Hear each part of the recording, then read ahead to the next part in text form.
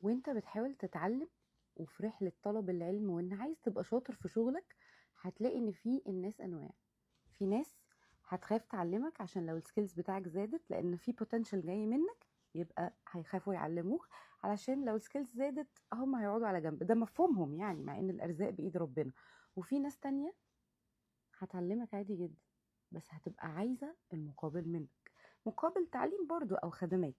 وفي ناس تانية هتعلمك علشان انت دافع لهم كتير، لانك واخد كورس ببساطة وبأغلى الاسعار. اما بقى اخر ناس اللي هم فيري فيو، ولما تلاقوهم يمسكوا فيهم بايديكم واسنانكم هيعلموكوا عشان شايفين الارزاق بايد ربنا. ومن علمني حرفا صرت له عبدا، فبيبقى حاسس انه قد ايه هيكون عمل رسالة كبيرة قوي انه علم الناس، وما بيخافش من اي حاجة. ومهما حصل هو عارف ان رزقه مكتوب عند ربنا. الناس دي امسكوا فيها بايدكم واسنانكم، واوعوا تضحوا بيهم، وكده كده اتعلموا، وما يهمكوش من نماذج الناس اللي هتقابلوها.